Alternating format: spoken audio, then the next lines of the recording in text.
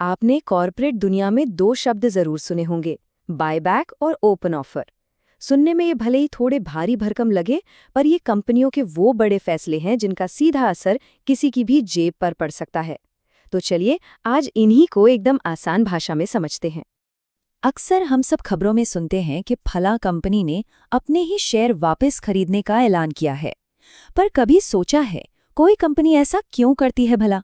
मतलब अपने ही बेचे हुए सामान को कोई वापस क्यों खरीदना चाहेगा? चलिए इसके पीछे की कहानी जानते हैं। और हाँ, ये कोई छोटी मोटी बात नहीं होती। जरा इन नंबर्स को देखिए। एप्पल $100 बिलियन, अल्फाबेट $70 बिलियन और एनविडिया $60 बिलियन के शेयर वापस खरीद रहे हैं। जब इतनी बड़ी कंपनियां अरबों डॉलर इस काम में लगा रही हैं, तो ये समझना तो बनता है कि आखिर माजरा क्या है। तो चलिए सबसे पहले और सबसे बड़े सवाल पर आते हैं। कंपनियां आखिर शेयर बायबैक करती ही क्यों हैं? इसके पीछे ना कई सोची समझी वजह होती हैं। इसको ना एक बहुत ही आसान तरीके से समझते हैं। सोचिए, कंपनी खुद बाजार में ग्राहक बनकर उतरती है और अपने ही शेयर्स खरीद लेती है।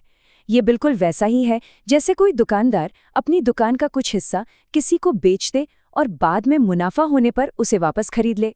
अच्छा, तो इसके पीछे मोटे तौर पर 3 बड़ी वजहें होती हैं। पहली, कंपनी के पास जरूरत से ज्यादा कैश पड़ा है और वो उसे शेयर होल्डर्स को लौटाना चाहती है। दूसरी वजह, ये मैनेजमेंट का एक तरह का इशारा होता है कि उन्हें लगता है बाजार में उनके शेयर की कीमत कम है, मतलब वो अंडरवैल्यूड है। और तीसरी वजह थोड़ी टेक्निकल है, इससे कंपनी के फाइनेंशियल आंकड़े मतलब नंबर्स और बेहतर दिखने लगते हैं। और उन फाइनेंशियल आंकड़ों में से एक चीज जिस पर सबसे ज्यादा असर पड़ता है वो है अर्निंग्स पर शेयर, जिसे शॉर्ट में ईपीएस कहते हैं। अब ये ईपीएस क्या भला है? देखिए, इसका मतलब बहुत सिंपल है। कंपनी का जो भी टोटल प्रॉफिट है उसे बाजार में मौजूद उसके टोटल शेयरों से डिवाइड कर दीजिए। जो नंबर आएगा वही ईपीएस है। इससे पता चलता है कि कंपनी अपने हर एक शेयर पर कितना कमा रही है। चलिए इसको एक छोटे से एग्जाम्पल से समझते हैं। मान लीजिए एक कंपनी का मुनाफा है $10 लाख और बाजार में उसके 1 लाख शेयर हैं, तो उसका ईपीएस हुआ $10। अब कंपनी ने 20,000 शेयर वापस खरीद लिए। प्रॉफिट तो वही $10 लाख है, पर अब शेयर घटकर 80,000 रह गए। तो हुआ क्या? अब वही मुनाफा कम शेयरों में बटेगा और ईपीएस बढ़कर $12.5 हो जाएगा। देखा, बस इसी गणित की वजह से स्टॉक कागज पर ज्यादा दमदार दिखने लगता है।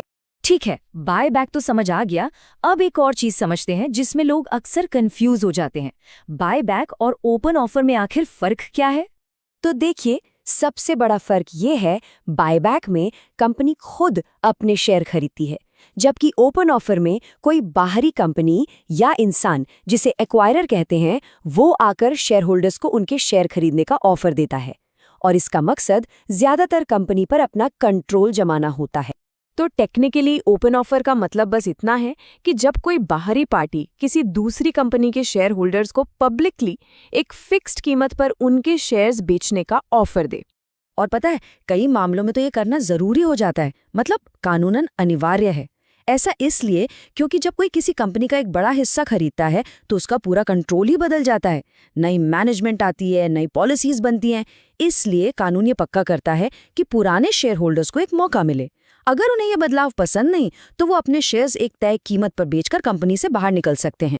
ओके, तो ये क्या है और क्यों होता है ये तो हमें समझ आ गया। पर अब सवाल ये है कि ये होता कैसे है, मतलब इसका पूरा प्रोसेस क्या है? देखिए, बायबैक करने के ना 2 मेन तरीके होते हैं। एक है टेंडर रूट और दूसरा है open market route. Tender route में कंपनी एक फिक्स्ड प्राइस पर शेयर खरीदने का ऑफर देती है और ये ऑफर सिर्फ उन लोगों के लिए होता है जो एक खास तारीख यानी रिकॉर्ड डेट पर शेयर होल्डर होते हैं। वहीं ओपन मार्केट रूट में कंपनी सीधे स्टॉक एक्सचेंज से ही धीरे धीरे शेयर खरीदती रहती है, जिसमें कभी-कभी 6 महीने तक लग जाते हैं। तो अगर टेंडर ऑफर में हिस्सा लेना है तो प्रोसेस कुछ ऐसा होता है। इन्वेस्टर अपने ब्रोकर को बताता है, ब्रोकर बिड लगाता है, शेयर एक स्पेशल अकाउंट में चले जाते हैं। कंपनी जितने शेयर एक्सेप्ट करती है उसके पैसे मिल जाते हैं और जो शेयर एक्सेप्ट नहीं होते हैं वो वापस इन्वेस्टर के अकाउंट में आ जाते हैं। ओपन ऑफर में ना सब कुछ एक फिक्स टाइमलाइन के हिसाब से चलता है।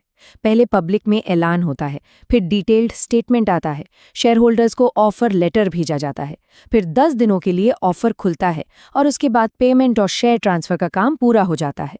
सब कुछ नियमों से बंधा होता है। चलिए अब आते हैं सबसे काम की बात पर। एक इन्वेस्टर के तौर पर किसी को क्या सोचना चाहिए? इन ऑफर्स में हिस्सा लेना फायदेमंद है या नहीं? मान लीजिए आपकी किसी कंपनी में बायबैक का ऑफर आ गया, तो क्या करना चाहिए? कुछ सवाल हैं जो खुद से पूछने चाहिए। पहली बात, ये पूरी तरह से आपकी मर्जी है। दूसरी, क्या कंपनी जो कीमत दे रही है वो मार्केट प्राइस से अच्छी है? क्या आपको लगता है कि ये स्टॉक से निकलने का अच्छा मौका है? और सबसे ज़रूरी, कंपनी के डॉक्यूमेंट्स में ज़रूर पढ़ें कि वो ये बायबैक कर ही क्यों रही है। और अगर मामला ओपन ऑफर का है, तो सोचने का तरीका थोड़ा बदल जाता है। यहाँ भी हिस्सा लेना आपकी मर्जी है, पर मेन सवाल ये है, क्या नए मैनेजमेंट पर भरोसा है? कंपनी के इंडिपेंडेंट डायरेक्टर्स की क्या राय है? और ये याद रखना बहुत ज़रूरी है कि एक बार आपने शेयर ऑफर कर दिए, तो आप अपना फैसला वापस नहीं ले सकते। तो कहने का मतलब ये है कि इन दोनों ही चीज़ों को ना एक सिक्के के दो पहलुओं की तरह देखना चाहिए। एक तरफ ये कंपनी के कॉन्फिडेंस का सिग्नल हो सकता है, लेकिन दूसरी तरफ ये भी मुमकिन है कि ये बस शॉर्ट टर्म में शेयर प्राइस बढ़ाने या कंपनी के किसी अंदरूनी कमजोरी से ध्यान भटकाने की एक चाल हो। अपनी नॉलेज को इसी तरह बढ़ाते रहने के लिए हमारे YouTube चैनल को ज़रूर सब्सक्राइब करें। और अगर आप ये कंटेंट Facebook पर देख रहे हैं तो हमारे पेज को फॉलो करें, वीडियो को लाइक और शेयर करें।